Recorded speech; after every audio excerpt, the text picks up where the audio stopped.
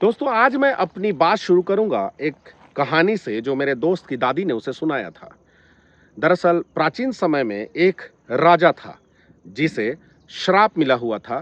तो उसके पूरे शरीर में जितने रोए हैं उतने कांटे लंबे लंबे धारदार कांटे उसमें लग जाते हैं। इन कांटों को निकालने के लिए उसकी जो रानी है वह पैर से कांटे निकालना शुरू करती है और पूरा सुबह से शाम हो जाता है। पसीने से लथपथ होकर के अगले दिन फिर रानी उठती है सुबह और फिर कांटा निकालना शुरू करती है। ऐसा करते करते महीनों के अथक परिश्रम के बाद अंतिम में आंख का कांटा बचा हुआ रहता है। उसी वक्त राजा को प्यास लगता है और राजा पानी मांगता है। बहुत दिनों से ताक में लगी हुई राजा की एक दासी देखती रहती है और सज धज के तैयार रहती है। जैसे ही रानी पानी लेने जाती है वह दासी सज धज कर आती है और राजा को पानी देकर उसके दोनों आंख के कांटे निकाल देती है।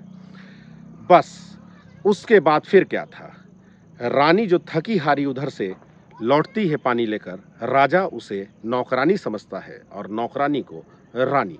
नमस्कार, मेरा नाम अकील है और ऐसे ही राजा रानी का खेल हमारे सरगुजा अंबिकापुर में हो रहा है।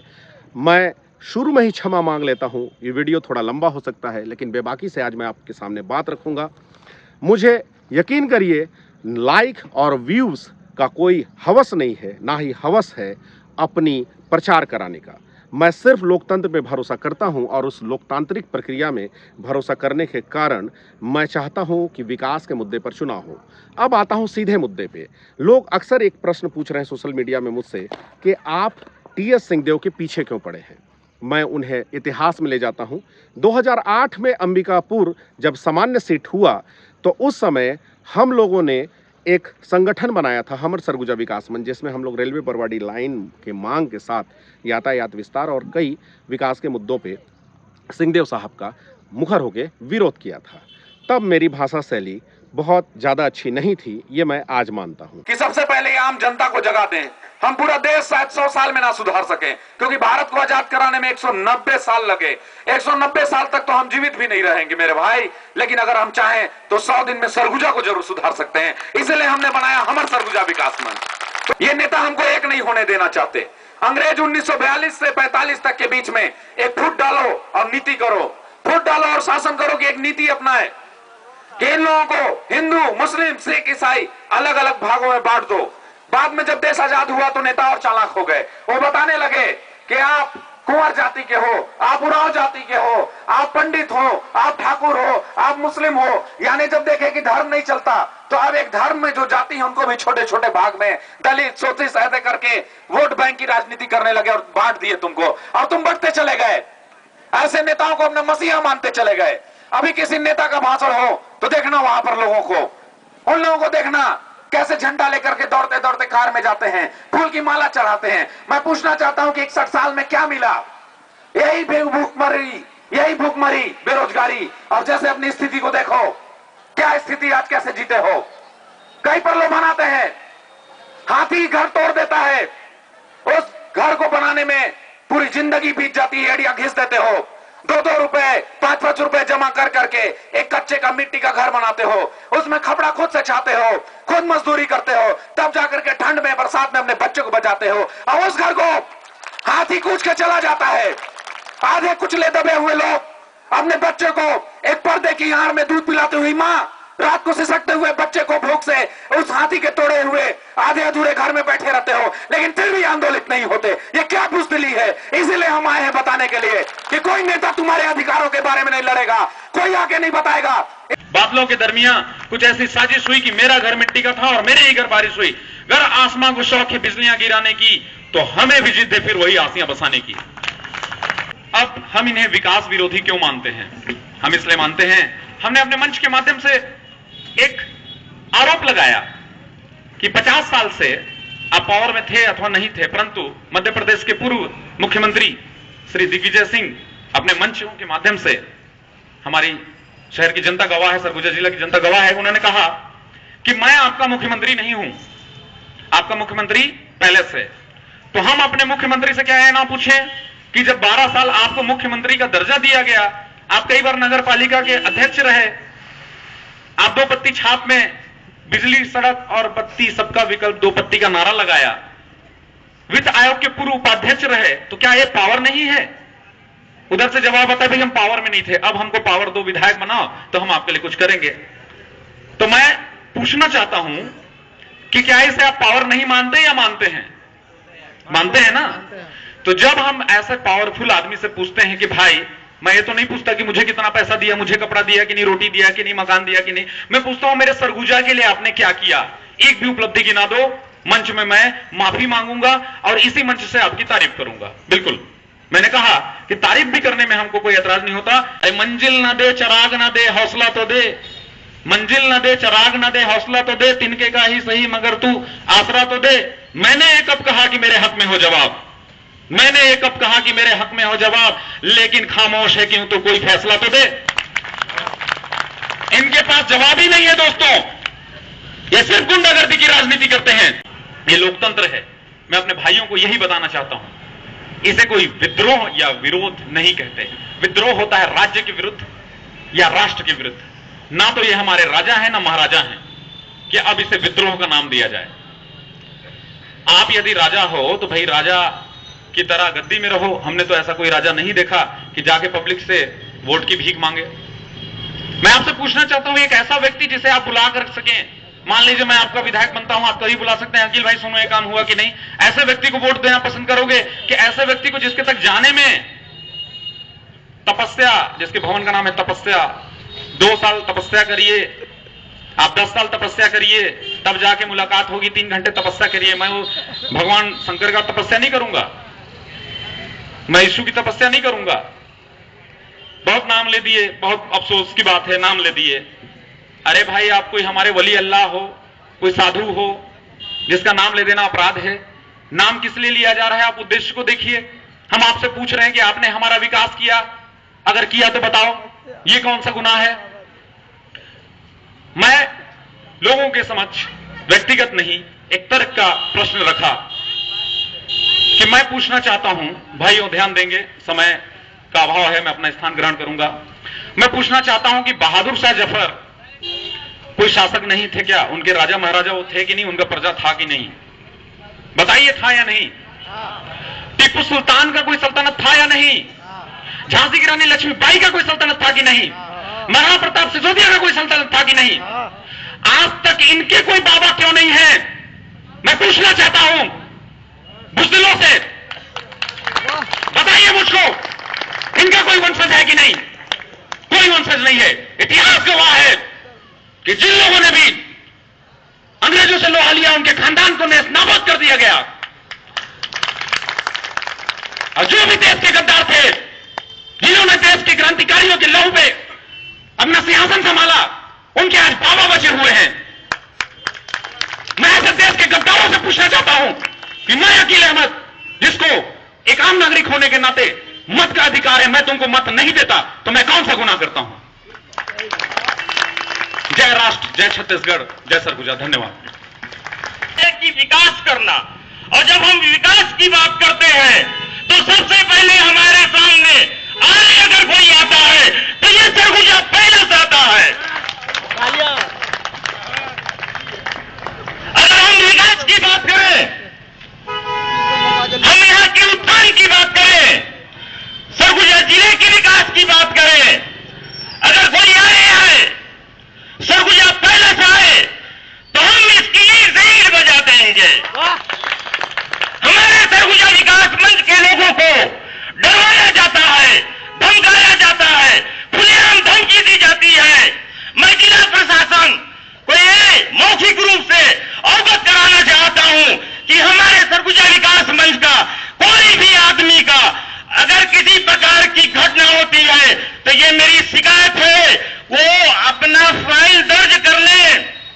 परंतु उस विरोध के बाद जब 2013 में टी.एस. सिंहदेव ने अपना सर्वस्व लगा दिया कि इस पूरे टीम को तोड़ा जाए या यूं कहें कि अपने साथ लिया जाए, तो उन्होंने अपने व्यवहार में काफ़ी सुधार किया। और उस सुधार को देखते हुए ना केवल मैंने बल्कि 20,000 मतदाताओं ने अपना रुख बदला और अगले चुनाव में सिंहदेव साहब लगभग 20,000 वोटों से उन्होंने लीड किया, जबकि पहले चुनाव में वो मात्र 948 वोट से विजयी हुए थे। इसके बाद 2018 का चुनाव आया विधानसभा। तब सिंहदेव साहब ने कहा था, मुझे अच्छी तरह याद है, मेरे हाथ को पकड़ के कि अगर जिम्मेदारी मिली तो देखना है, सरगुजा के लिए कुछ अच्छा करेंगे।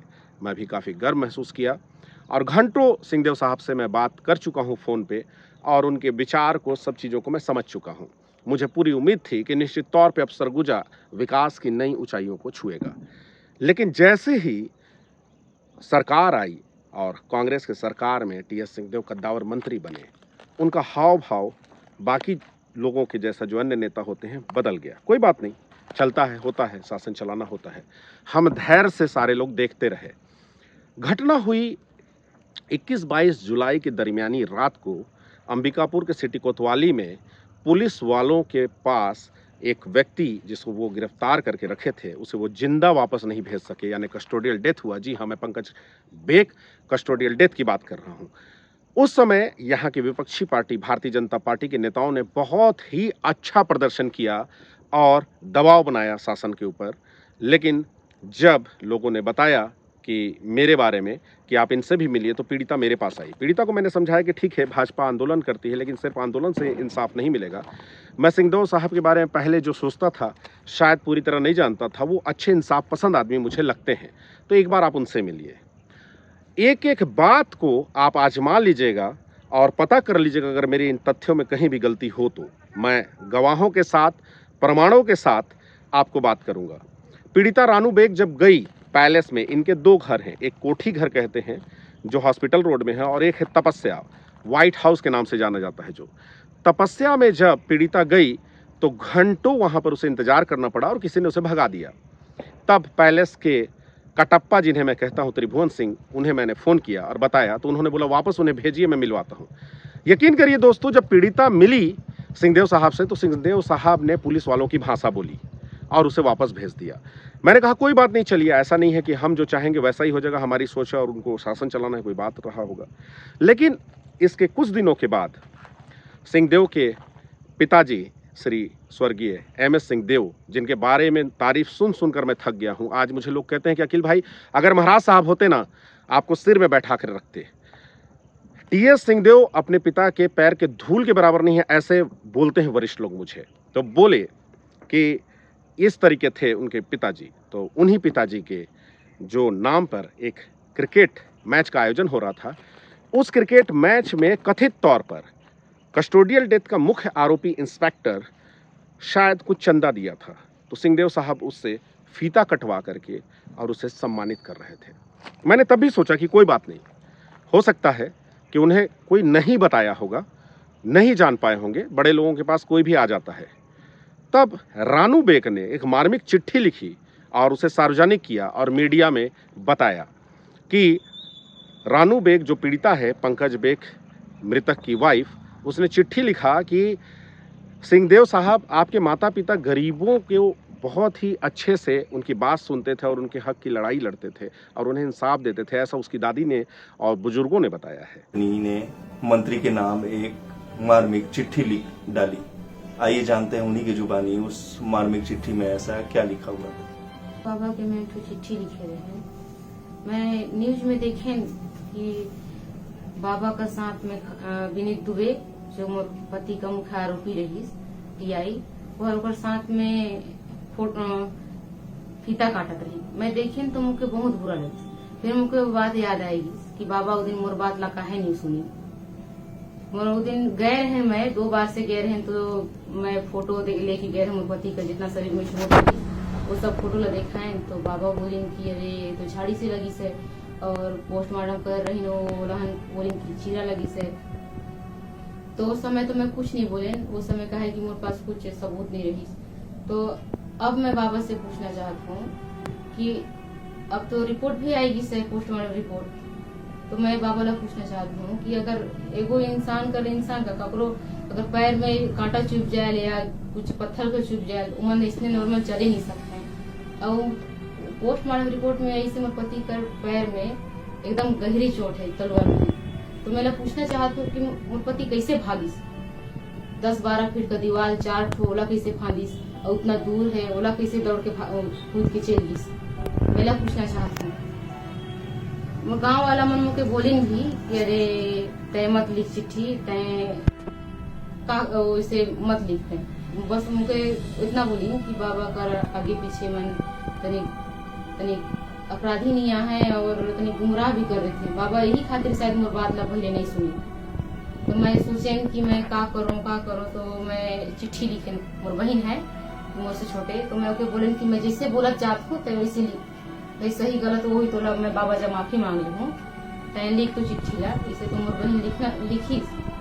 तो मैं सुने रहे मोराजी बाबा मन पहले बात करत रही तो कि राजमाता और राजा इमन का किस्सा बहुत बतात रही। तो मन गरीब मन का बहुत मदद करत रही। उन्हें मोराजी बतात रही कि राजमाता तो गांधी जी से भी मिले रही। तो मन एकरे लेहन राजमाता गरीब मन का बहुत सुनत रही। मैं बाबा पास गए रहे तो दिन भी मैं बहुत देखे बहुत भीड़ रही। वो भी सब गरीब मन रही, कोई गाँव कर रही ऐसे ही लोकल आदमी। तो मुझे लगी कि हाँ बाबा कुछ मोर सुनी, लेकिन उस दिन मोर बात ला बाबा विश्वास नहीं करी। तो मैं चाहती हूँ मैं चिट्ठी लिखे, चिट्ठी में पूछे हम बाबा लहान कि मोर पति ला तो मार धारी, इतना ओकर संग गाली गलौज मारपीट करी, अब का करी इतना ले, अब का कर ली पुलिस वाला मन। मैं यही सोचे अब जो भी होही का होही, मोर लड़का मन है मैं हूँ, जो भी हुई देखल जाये। मैं इसे सोचने थे मैं चिट्ठी लिखे हूँ। मैं जो बाबा का खास आदमी मन है उमन सा तो विनीत दुबे है, डीडी है, इमन फोटो खिंचाए के फेसबुक में डालत है और मैं बहुत जिंदाबाद जिंदाबाद दिखत है। इमन ला देख के मुझे आज भी बहुत बुरा लगी। और एकर चिट्ठी लहन लिखे तो मैं सोचन का कर बदे तो पत्रकार गांव का मन लोग मतलब सरपंच जब पूछे मैं कि मैं का करूँ, तो बोले कि देख ला पत्रकार उतर दे दा। तो मैं वही जीवन में मदद करत है वही पत्रकार वाला मतलब मैं सोचें कि दे दूं। तो फिर बाद में मैं सोचें कि कैसे करल जाए। तो मोर बहन बोली कि अरे देख ले जिससे हुई वैसे होबे करिए। तो एकर बाद मैं चिट्ठी लहन पत्रकार वाला दे देहन। पर बाद बाबा का दूसरा दिन फोन करी तो फोन तो लग कर रही लेकिन मैं उठा नहीं पाई। फिर भी दोबारा मैं देखे नया नंबर करके लगाए तो मैं बाबा बोले कि मैं टीएस बोल रहा हूँ। तो बाबा बोले मुझे पूछी कि चिट्ठी तुम रानू बोल रही हो? तो मैं बोले हाँ। तो उसके बाद बोले कि तुम चिट्ठी लिखी हो मेरे को मिला, तो इसमें घबराने की कोई बात नहीं है, मैं तुम्हारी मदद करूंगा ऐसे बोली। और कहीं की इतना पुलिस वाला मन है उनका ट्रांसफर करवा हूँ और चिट्ठी लिखत हूँ ऐसे बोले। उसके बाद बाबा फोन रखी, ओकर बाद में ही कोई मिश्रा करके फोन कर रही। वो बोलत रही कि बाबा फोन किए रहे। तो मैं बोले हाँ कर रही। तो ओकर बाद बोलत है कि बुरा मत मानी हो कि वो जो विनीत दुबे है वो हर साल जैसे चंदा देते एकर खातिर वाय रही, तो वही ओकरे मतलब साथ में फीता कटवात रही ऐसे बोलत रही। ओकर बाद तो कौन कौन मदद करत है ऐसे पूछी। तो मैं बताएं कि अखिल सर है, मनीष भैया है और जितेंद्र है ऐसे करके बताएं। तो ठीक है तय बात दिल से मत लेवे कि बाबा तो साथ दी ही वो चंदा दे रही कर खातिर वो आए रही तो नहीं आती ऐसे। फिर फोन रख दी। फोन रखे के बाद फिर से मतलब मैं सोचे कि अब जो हुई सो हुई ऐसे अब का करें इतना लेने। इससे शायद थोड़ी सी शर्मिंदगी हुई होगी सिंहदेव साहब को, तो उन्होंने चिट्ठी लिखा। चिट्ठी लिखने के बाद 2 दिन के 3 दिन के बाद ही फिर उसका समापन उसी क्रिकेट मैच का जो स्वर्गीय श्री MS सिंहदेव स्मृति क्रिकेट कप है उसमें जब वो पहुंचे तो इनके जो आसपास के लोग थे खास, उन्होंने उस इंस्पेक्टर को दूर बैठा दिया था। तो वहां पर बड़ी ही ढिठाई से, मैं सिंहदेव साहब से क्षमा चाहूंगा ऐसे शब्द का प्रयोग कर रहा हूं, आप बुजुर्ग व्यक्ति हैं 71 साल के, लेकिन आपने जिस ढिठाई से वहां कहा कि मैं इन सब बातों पे यकीन नहीं करता, यकीन मानिए बहुत दुख हुआ। उसके बाद से उम्मीद हमने छोड़ दी, लेकिन फिर भी हम बैठे रहे इंतजार में कि कुछ अच्छा होगा। कोविड काल आया। कोविड काल में मैंने आपको कई सुझाव दिया कि जो अचानक से बंद कर दिया गया है लॉकडाउन, तो ये जो पैदल यात्री जा रहे हैं, क्यों ना जो मिडिल क्लास के स्कूल होते हैं वहाँ बर्तन भी होता है और वहाँ पर राशन बस लोगों से मांग लें। एक दूसरे से डर के कारण लोग टच नहीं हो रहे थे, तो बस राशन मांग लेंगे ना गांव से तो वो लोग भूखे नहीं रहेंगे। आपने वो सलाह भी नहीं माना। आप मदद करने का प्रयास करते जरूर दिखे, ऐसा नहीं है कि कुछ भी आपने नहीं माना, लेकिन आप उसमें भी मेरी नज़र में और एक बड़े तबके जनता की, बड़े तबके की नज़र में कोविड काल में आप फेल हुए। इसका प्रमाण ये है कि आपके करीबी शफी अहमद और सभापति और MIC मेंबर, सारे जिला अध्यक्ष, ये सब मिल करके कलेक्टर को चिट्ठी लिखते हैं कि अव्यवस्था है अस्पताल में। इसके बाद हम फिर भी रुके। दोस्तों, इसी कस्टोडियल डेथ में, किसी एक कस्टोडियल डेथ की मैं बात नहीं करता और ना ही मेरी आदत है कि मैं किसी पुलिस इंस्पेक्टर का या पुलिस वालों का नाम लूं, क्योंकि हम सामाजिक कार्य करते हैं, हमारा किसी से व्यक्तिगत दुराग्रह नहीं है। मैं पत्रकारों को अक्सर कहता हूं कि जहां तक हो सके व्यक्तिगत नाम लेने से आप बचें। चाहे पूनम कतलम कस्टोडियल डेथ हो, चाहे आपका प्रतापपुर में हुआ हो या रायपुर में हुआ हो, हम बराबर बात करते हैं सबकी। परंतु इस केस में पीड़िता चूंकि लड़ने को लंबी लड़ाई तैयार है, तब तक हम लड़ रहे हैं और वादा है कि जब तक पीड़ित पक्ष तैयार रहेगा हम उस लड़ाई को लड़ेंगे। बहरहाल, इस केस में 2 पत्रकार बहुत अच्छी भूमिका निभा रहे थे। पत्रकारों के बारे में मैं बता दूं कि आप हर बार लोगों को तुरंत शक की नज़र से देखना शुरू करते हैं, बहुत अच्छा करते हैं, परंतु मेरा निवेदन है, जो जहां तक जब तक इंसाफ की लड़ाई लड़े, कम से कम वहां तक उसे साथ देना चाहिए।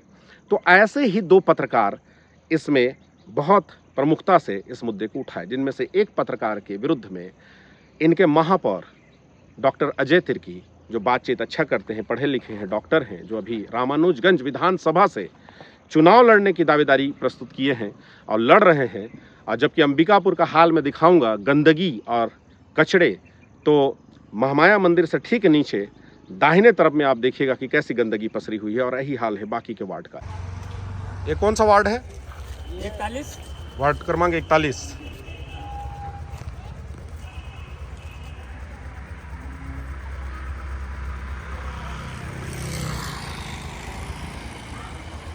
ना हम लोग को कितना जोर लगाए। जब 6 बार इलेक्शन हो रहा था उस समय बोले कि हम लोग को रोड और ये नाली ठीक कीजिए, बहुत गंदगी है, लेकिन अभी तक कुछ नहीं हुआ। जी, पीछे 5 साल पहले ये मुद्दा हम लोग। अच्छा,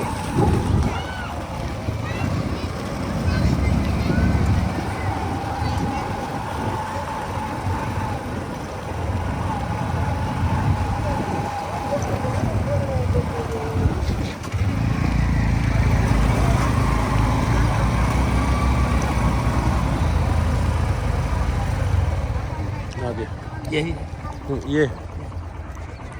ये खुद से पुलिया बनाया है उन्होंने, लकड़ी का। लोग रहने वाले बनाए हैं। अच्छा, लकड़ी डाल के पार होते हैं। हाँ। अच्छा अच्छा, बहुत परेशानी से पार हो रहे हैं। ठीक। सिर्फ मेन रोड में चकाचक हाल है। बहरहाल, उनकी क्या स्थिति है, वो चुनाव लड़ सकते हैं। उन्होंने FIR खुद कराया एक वीडियो को लेकर के वायरल। अब देखिए कमाल की बात कि उक्त वीडियो का एक सिपाही तक ने कहीं पर पुष्टि नहीं किया था, कोई जांच एजेंसी ने भी पुष्टि नहीं किया था, और सिंहदेव साहब फट से ट्वीट कर डाले कि यह बताने के लिए कि पत्रकारिता मतलब अश्लील भाषा का प्रयोग करना नहीं है। और ऐसा उन्होंने इसलिए किया क्योंकि उक्त पत्रकार के बारे में कहा जाता है कि कुछ वर्ष पूर्व उसने सिंहदेव साहब के किसी ऑडियो को वायरल कर दिया था। ठीक है, हर कोई इतनी नैतिकता नहीं निभाता। जैसा मैं कहता हूं कि सिंहदेव साहब से मेरी जितनी व्यक्तिगत बातें हुई हैं, मैं कभी उन मुद्दों पे बात नहीं करता या वीडियो में आके उसे सार्वजनिक नहीं करता। मैं केवल उनके मंत्रिमंडल और जिस पद में है, सार्वजनिक पद में, उसके किए हुए सार्वजनिक कार्यों पर ही बात करता हूं। तो सब ऐसे नहीं होते। ठीक है, माना कि आपके उस ऑडियो को उस पत्रकार ने वायरल कर दिया होगा, लेकिन उसके पूर्वाग्रह को निकालने के लिए आपने तुरंत ट्वीट कर दिया। इसके बाद मैं समझ गया कि आपसे कोई भी उम्मीद नहीं रखनी चाहिए, और तब से सबसे पहले स्थानीय गांधी चौक पे अंबिकापुर के मैंने पहला बिगुल फूका और बताया कि आप की करनी क्या है और कथनी क्या है। प्रदेश के मुख्यमंत्री के सलाहकार पढ़े लिखे, बड़े दुर्भाग्य की बात है कि हमारे स्वास्थ्य मंत्री के जो दाएं बाएं में सलाहकार हैं वो ज्यादातर अपराधी किस्म के और अनपढ़ हैं। सरगुजा में आज भी अफसोस की बात है, पूरी जिम्मेदारी से मैं कहता हूं, इन्होंने जगह जगह छोटे छोटे जमींदार बांट दिए हैं कि इस जोन को फला नेता उनका देखेगा, इस तरफ गांधीनगर के तरफ फलाना नेता देखेंगे। अब यदि मान लीजिए मेरे सामने जितेंद्र जायसवाल हैं, इनके मोहल्ले में जिम्मा यदि अमितेश भाई को दिया गया है, तो अमितेश भाई के ये जूते की नोक के नीचे रहेंगे तब इनका सुना जाएगा, अन्यथा कोई सुनवाई नहीं होगी। यहां से शुरू हुआ और फिर एक के बाद एक जब अस्पताल में बच्चों की मौत हुई, मैं लगातार वीडियो बनाता रहा। 17 जून 2021 छत्तीसगढ़ की राजनीति में यह दिन खासी मायने रखता है। आज से 2.5 साल पहले छत्तीसगढ़ में कांग्रेस की सरकार आई थी।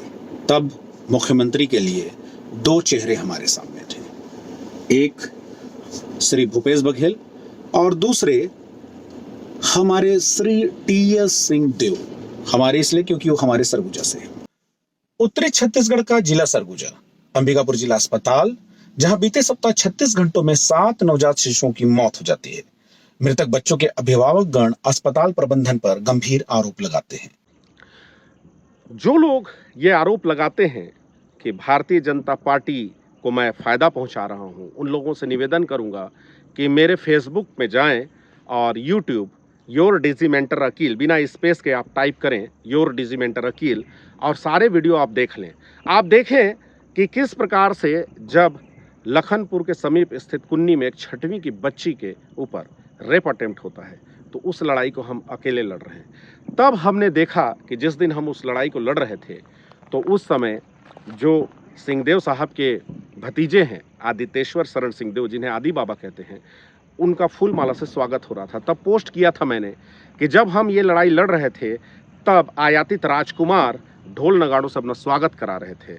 इस बात से वो क्षुब्ध होकर के तुरंत ग्राम कुन्नी पहुंच जाते हैं।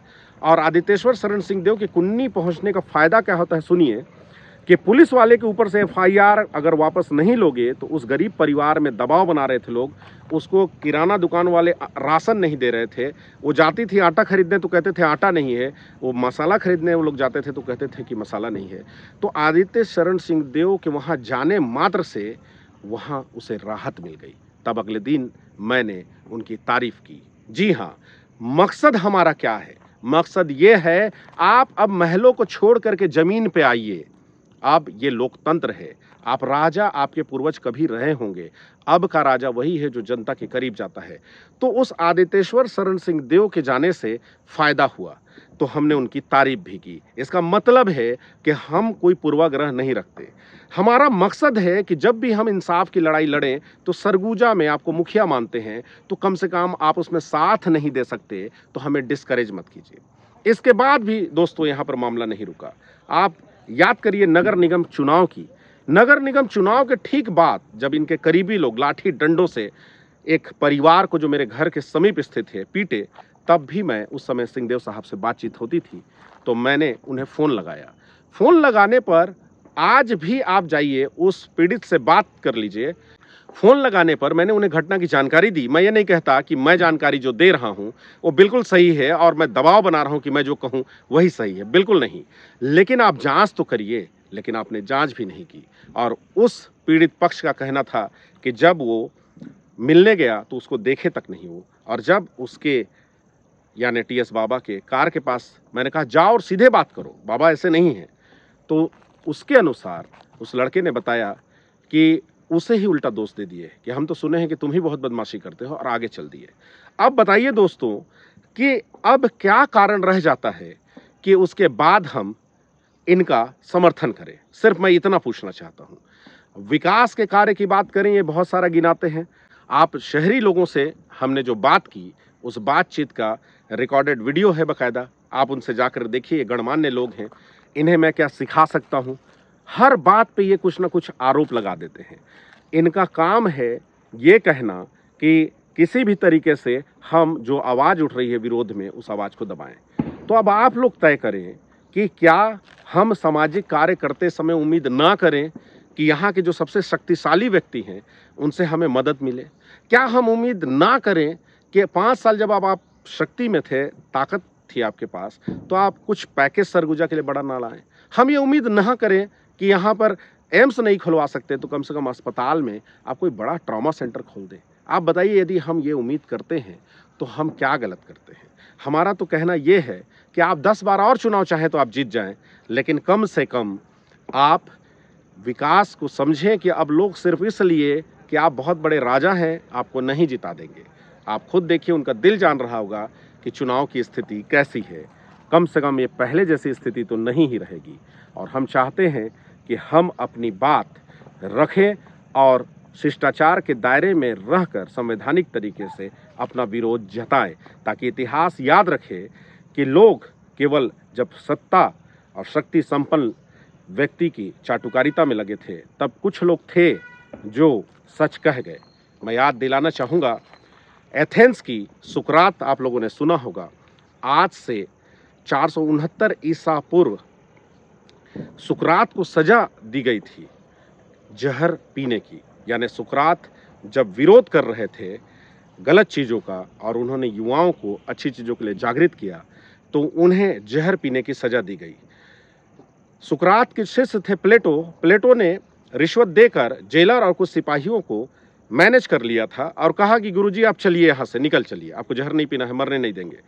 तब सुकरात ने कहा था कि मैं अगर भाग जाता हूँ तो मेरा शरीर कुछ दिन के लिए जिंदा रहेगा, लेकिन अगर मैं आज जहर पी लेता हूँ तो मेरे विचार जो हैं कभी नहीं मरेंगे।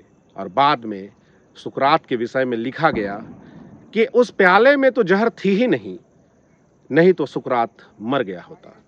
और आज लगभग 2700 साल बाद मैं आपको सुकरात की ये बात बता रहा हूँ, सुकरात कभी नहीं मरा है।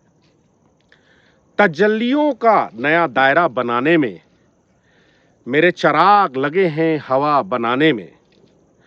वादा था कि सूरज बनाकर छोड़ेंगे, पीठ दिखा दिए एक दिया बनाने में। और मेरी निगाह में वो शख्स आदमी भी नहीं जिसे लगा है जहां खुदा बनाने में। शुक्रिया।